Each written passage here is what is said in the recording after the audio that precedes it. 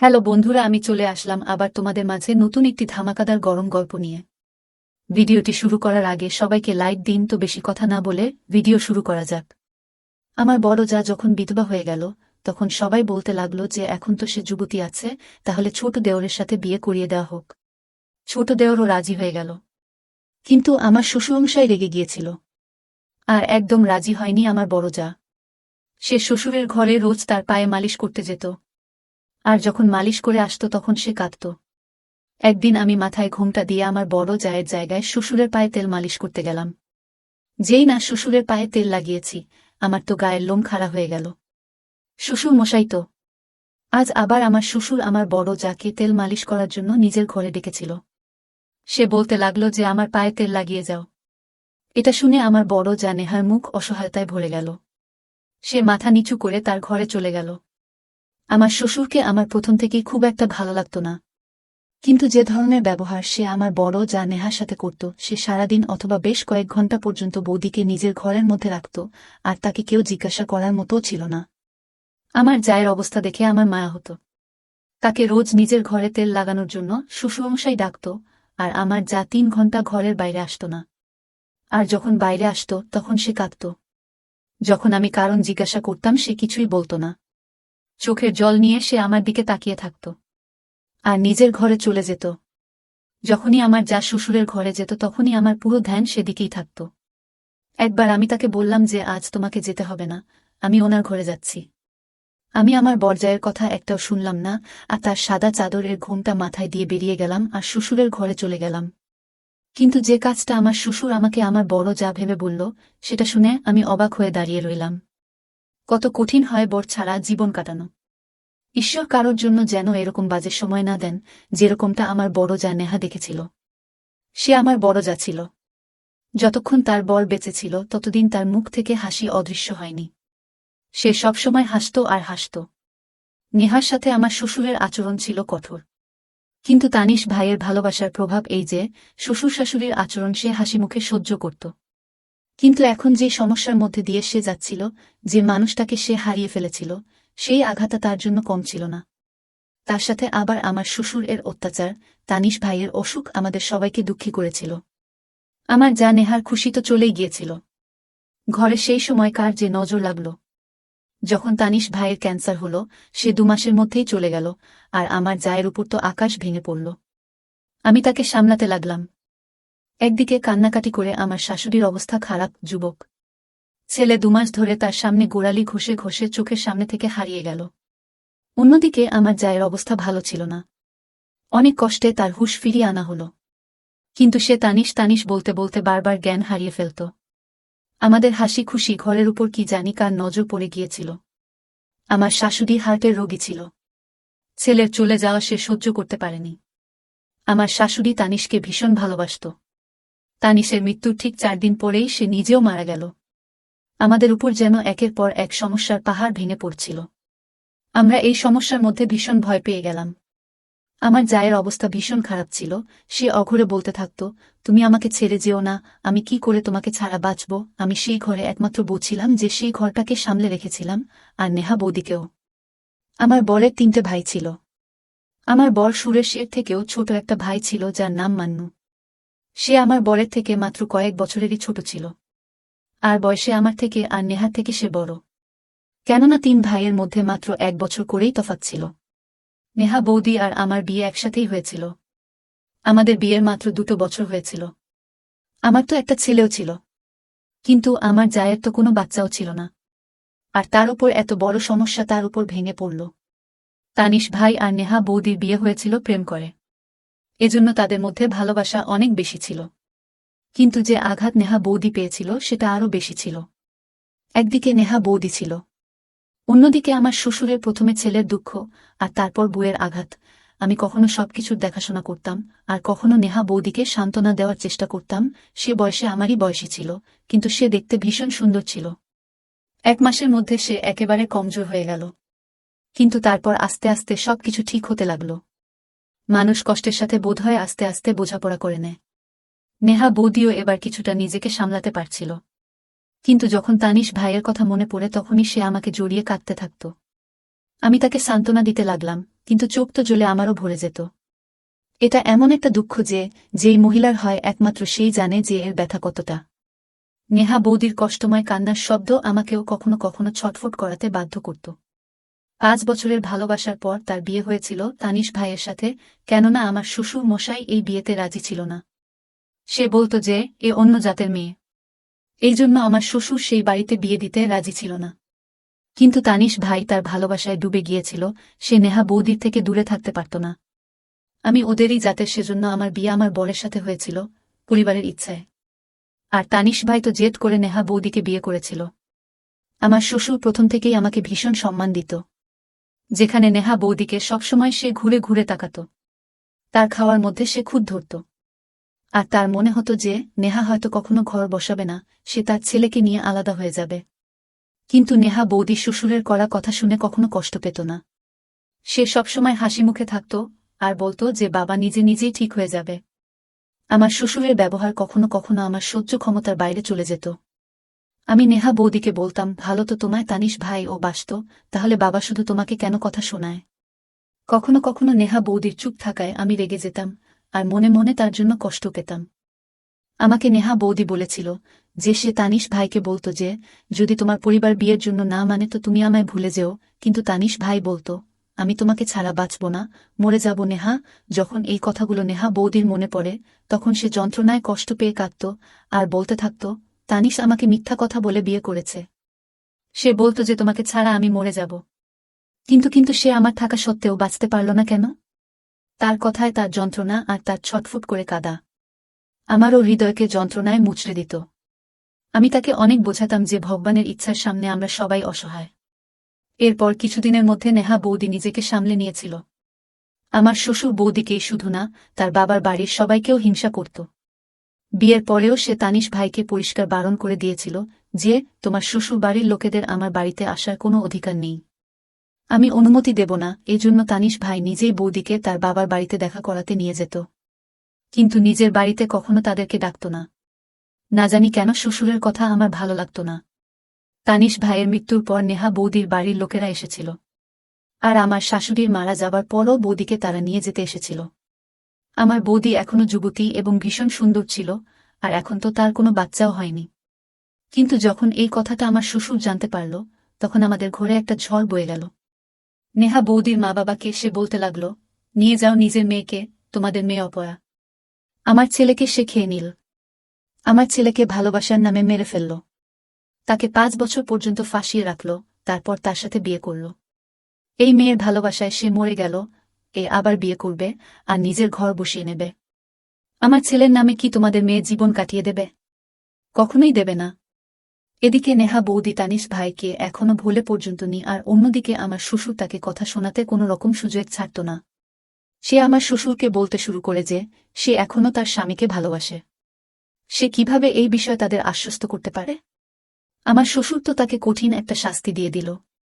সে বৌদিকে বলতে লাগল, ঠিক আছে, তানিশের নামে যদি তুমি সারা জীবন কাটিয়ে দাও, তাহলে আমি তোমায় বিশ্বাস করব। আমার শ্বশুরের চিন্তার ওপর আমাদের সবার ভীষণ আফসোস হল। কিন্তু বৌদির মা বাবা বলতে লাগল যে তুমি নিজের জিনিসপত্র গোছাও, এখানে তোমার কারোর সাথে আর কোনো সম্পর্ক নেই, তাই তুমি এখানে থাকবে না। কিন্তু নেহা বৌদি নিজের পরিবারের লোককে পরিষ্কার বারণ করে দিল।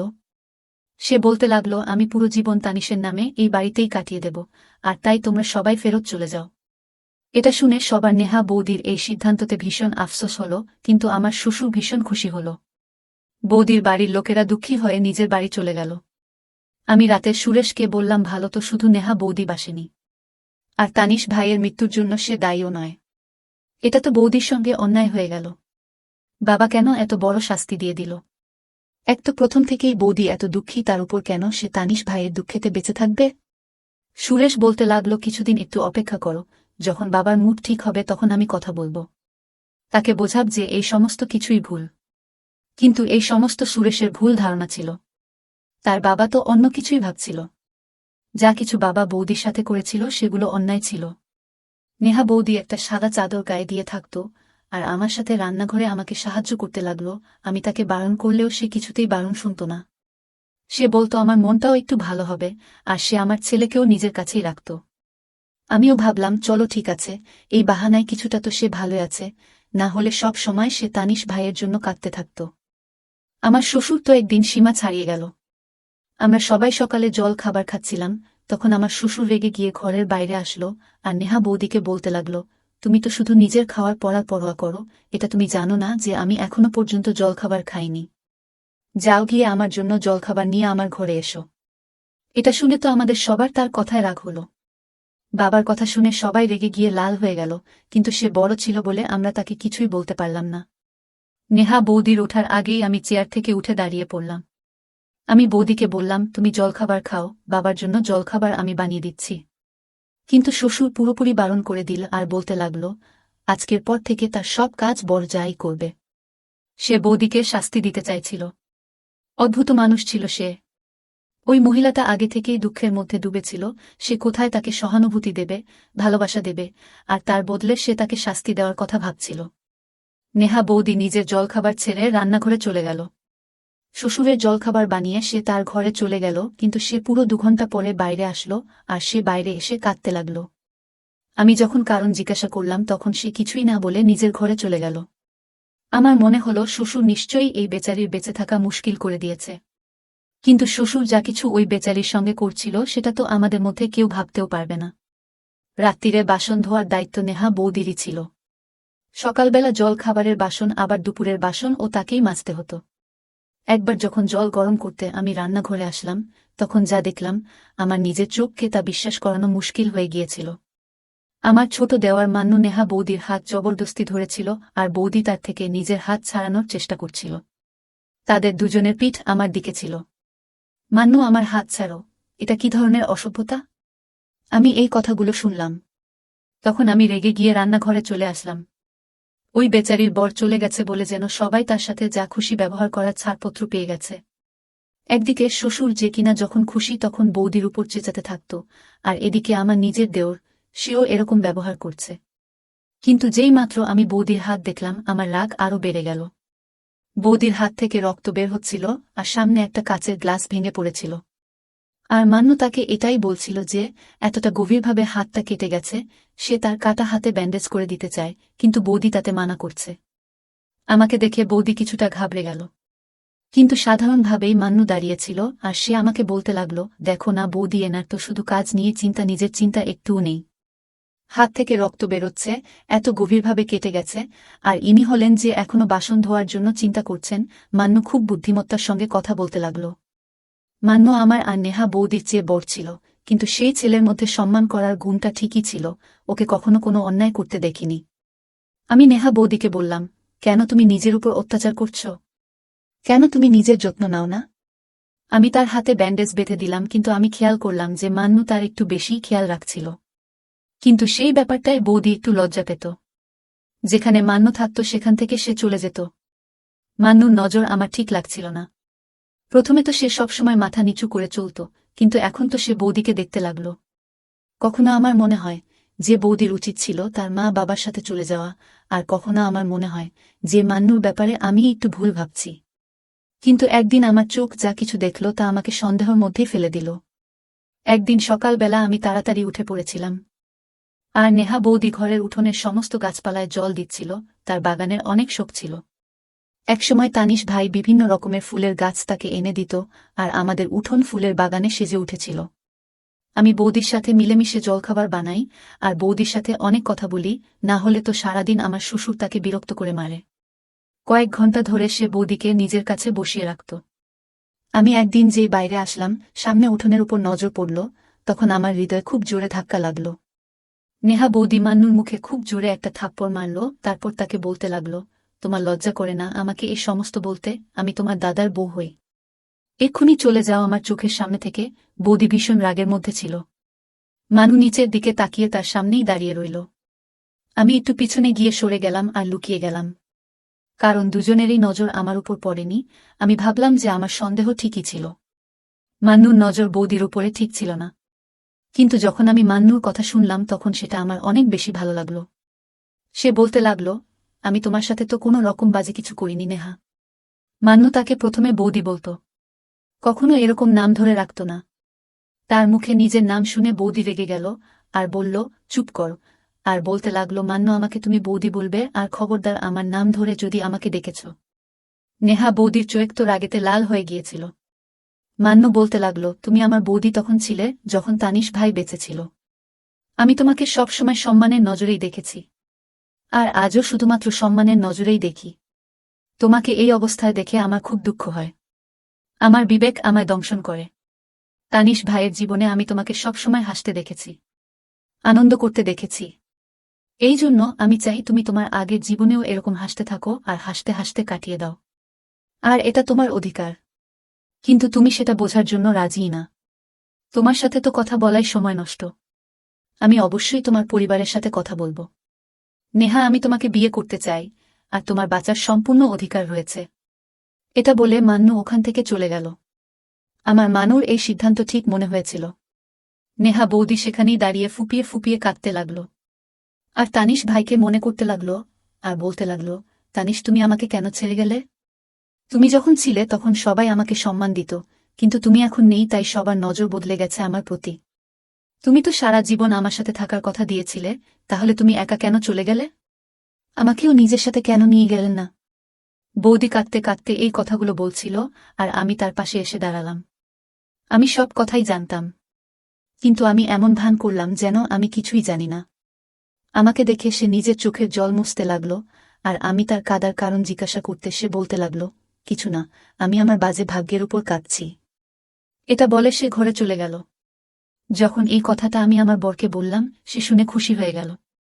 সে বলল, মান্নুর এই সিদ্ধান্ত তো খুব ভালো, আর আমার মনে হয় বাবাও এই ব্যাপারটায় আপত্তি করবে না। আমিও নেহা বৌদিকে মান্নুর জন্য রাজি করে নিয়েছিলাম, যখন কিনা সে রাজি হতে চাইছিল না। সে বলছিল যে তানিশের জায়গা আমি কাউকে দিতে পারব না। তার উপর বাবা তো আমাকে উল্টোপাল্টা বলতে থাকে, কিন্তু আমি তাকে বললাম, তুমি সবকিছু আমাদের উপর ছেড়ে দাও, ব্যাস তুমি শুধু বারণ করো না। আমাকে সে বলতে লাগল, আমি বুঝতে পারছি না যে আমি কি করব আর কি করব না। ঠিক আছে, তুমি আমার বোনের মতো, যেটা তোমার ঠিক লাগে তুমি সেটাই করো। যখন এই কথাটা আমি মানুকে বললাম তখন মান্নু ভীষণ খুশি হয়ে গেল। সে বলতে লাগল, ধন্যবাদ বৌদি, না হলে সে তো নিজেকেই বরবাদ করে দেওয়ার কথা ভাবছিল। মান্নু বলতে লাগল, ব্যাস বাবা কোনোভাবে রাজি হয়ে যাক। কিন্তু আমরা কেউ জানতাম না যে সে এমন একটা কথা বলে দেবে যেটা শুনে আমাদের হুঁশ উড়ে যাবে। নেহা বৌদিকে বিয়ে করার জন্য মানু নিজের শ্বশুরের সাথে কথা বলল, কিন্তু এটা শোনার পর সে সাথে সাথে উঠে দাঁড়িয়ে পড়ল, আর বলতে লাগল, নিজের বিধবা বৌদিকে বিয়ে করা কোথাকার বুদ্ধিমানের কাজ। আমার তো প্রথম থেকেই ওই বাজে মেয়েটার উপর সন্দেহ ছিল যে ওর ছেলেদের ফাঁসানোর অভ্যাস আছে। প্রথমে তানিশকে নিজের জালে ফাঁসায়, তারপর যখন নিজেকে সামলাতে পারছে না তখন মন্নুর উপর নিজের সৌন্দর্যের জাল ফেলা শুরু করল। বাবার চিন্তা আর কথা শুনে আমার তার উপর আফসোস হল। নেহা বৌদিও এটাই বলছিল যে আমি কারকে বিয়ে করতে চাই না, না হলে আমার চরিত্রকে বাজে ভাবা হবে। কিন্তু আমি তাকে বললাম যে তুমি শুধু একবার হ্যাঁ বলে দাও বৌদি, বাবাকে আমরা রাজি করিয়ে নেব। কিন্তু আমার খুব দুঃখ হল বাবার ছোট চিন্তাভাবনায়। আমি আর আমার স্বামী তো কিছুই বলিনি, কিন্তু মানু রেগে গেল। সে বলতে লাগল, এরকম কথা ভাবতে আর বলতে তোমার লজ্জা করে না? আমি বৌদিকে বিয়ে করতে চেয়েছি, আমাকে কেউ এটা করতে বাধ্য করেনি। এবং তার চরিত্র আগেও ভালো ছিল, আর এখনো ভালো আছে। কিন্তু বাবা মানুকে চড় মারল, আর মুখ তুলে বলল, আমার বাড়ি থেকে বের হয়ে যাও, তোমার উপর ওই জঘন্য মেয়েটা জাদু করেছে কিছু না কিছু। আমি তোমাকে অন্য শহরে পাঠিয়ে দেব। ওই মেয়েটা অপয়া, ওই মেয়েটা অশুভ। ও প্রথমে আমার একটা ছেলেকে খেয়ে গেল, এরপর অন্য ছেলেকেও খেতে চাইছে। আর আমি এটা কখনো হতে দেব না। আমার শ্বশুরের উপর তো না জানি কিসের একটা জেদ চেপে গিয়েছিল। সে ধাক্কা দিয়ে মন্নুকে ঘর থেকে বের করে দিল। তখনই সুরেশ মাঝখানে এসে আটকাতে গেলে তাকেও সে ধাক্কা দিতে থাকল। বলতে লাগল, আমি কখনোই এরকম হতে দেব না। আমাদের ঘরে তো তামাশা হচ্ছে যেন। নেহা বৌদি ঘরে বসে সবকিছু শুনছিল, সেও বাইরে বেরিয়ে আসলো। সে বলতে লাগল, আমি কাউকেই বিয়ে করতে চাই না। ভগবানের কৃপায় সমস্ত ঝামেলা বন্ধ করো। আমার শ্বশুর বোধহয় এটাই শুনতে চাইছিল। এই জন্য ওখানেই ঝগড়া শেষ করে দেওয়া হলো। এখন মান্য খুব উদাস থাকতে লাগল, চুপচাপ থাকতে লাগল। এবার তো আমার শ্বশুর আরও বেড়ে গেল। অদ্ভুত অদ্ভুত কথা বলতে লাগল। কখনো বলতে লাগল, নেহা তুমি আমার ঘরেই সারাদিন থাকতে পারো। কখনো বলতো, আমার মাথায় তেল লাগিয়ে দাও, আমার পায়ে তেল মালিশ করে দাও। ঘরের সমস্ত কিছু আমার শ্বশুরের হাতেই ছিল, এজন্য কেউ তার বিরুদ্ধে কোনো কথা বলতে পারত না। মান্নুর সামনে নেহা বৌদি হাত জুড়ে বলতে লাগল, ভগবানের কৃপায় আমার কাছ থেকে নিঃশ্বাস প্রশ্বাস নেওয়ার অধিকার কেড়ে নিও না। আর তুমি অন্য কাউকে বিয়ে করে নাও। যখনই বৌদি শ্বশুরের ঘরে যেত তখন আমার সমস্ত ধ্যান সেই দিকেই থাকত। একবার আমি বললাম, বৌদি তুমি নয়, আজ আমি শ্বশুরের ঘরে যাব। আমি তাই করলাম। কিন্তু যে কাজটা আমার শ্বশুর আমাকে বৌদি ভেবে করালো, সেটা শুনে আমি তো অবাক হয়ে গেলাম। আমার শ্বশুর বলতে লাগলো, চলো এবার একটা পায়ে দাঁড়িয়ে যাও, যতক্ষণ আমি না বলবো ততক্ষণ তুমি ওভাবেই দাঁড়িয়ে থাকবে। আমি তোমাকে মান্নু আর বাকি সবার নজরে বাজে বানাতে চেয়েছিলাম, যাতে মান্নু তোমাকে বিয়ে করার চিন্তা ভাবনা ছেড়ে দেয় আর সবাই তোমাকে বাজে ভাবতে থাকে। আর তাতে তুমি পুরো জীবন তানিশের নামে কাটিয়ে দিতে পারো। কেননা তোমার জন্য আমার ছেলে আমার এক ভাইজিকে বিয়ে করতে বারণ করে দিয়েছিল। আমার সেই ভাইজি তানিশকে ভীষণ ভালোবাসত। তানিশ বারণ করেছিল বলে সে আত্মহত্যা করে নেয়। আর তার অভিশাপ তোমার উপর লেগেছে। কিন্তু খারাপ তো আমার সাথে হলো। আমি তোমার জন্য আমার ছেলেকে হারিয়ে ফেলেছি। এই জন্য তুমি অপয়া আর আমার দ্বিতীয় ছেলেকেও তুমি মেরে ফেলবে। আমার শ্বশুরের মনের ভেতর এত নোংরা চিন্তাভাবনা ছিল। সে নিজের ভাইজির মৃত্যুর প্রতিশোধ নিতে বৌদির সাথে এরকম ব্যবহার করত। আমি ঘরের বাইরে বেরিয়ে এলাম। এই রহস্যটা এবার আমার সামনে এসে গিয়েছিল।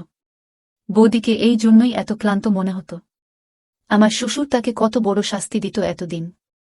আর তাকে মান্য আর আমাদের সবার নজরে সে ভুল প্রমাণ করতে চাইত। কিন্তু এটাও সত্যি যে সম্মান আর মৃত্যু ঈশ্বরের হাতে। আমি যখন সমস্ত কথা দুজন ভাইকে বলে দিলাম তখন মান্নু নিজের জন্য একটা আলাদা ফ্ল্যাট ভাড়ায় নিল। আর নেহা বৌদিকে বিয়ে করে তাকে সেখানে নিয়ে গেল। প্রথমের দিকে তো শ্বশুর অনেক চিৎকার চেঁচামেচি করেছিল, কিন্তু যখন সবকিছু তার আয়ত্তের বাইরে চলে যাচ্ছিল তখন সে আস্তে আস্তে ঠিক হয়ে গেল। আমার শ্বশুর আমার সাথেই থাকত। মান্নু নেহা বৌদিকে ভীষণ ভালো রেখেছিল। কিন্তু সে আমাদের সাথে দেখা করতে এখানে একাই আসত। তাদের একটি মিষ্টি মেয়েও হয়েছে। তাকে নিজের সাথে সে নিয়ে আসত আর সে নিজের দাদুকে রাজি করানোর চেষ্টা করত। আর নিজের তোতলা জিভে সে বলত, দাদুকেও কখনো অপয়া হয় না। জীবন আর মৃত্যু তো ঈশ্বরের হাতে আছে। আমার শ্বশুর এখন অনেক বদলে গেছে। নিজের নাতনিকে বুকে জড়িয়ে সে বলত, যে কথাটা আমাকে আজ পর্যন্ত কেউ বোঝাতে পারেনি সেটা আমার নাতনি আমায় বুঝিয়ে দিয়েছে। আজকের ভিডিওটি কেমন লাগলো তা কমেন্টে জানাতে ভুলো না, আর তোমাদের সাথে এমন ঘটনা ঘটলে অবশ্যই কমেন্টে জানিয়ে দিও। ধন্যবাদ বন্ধুরা।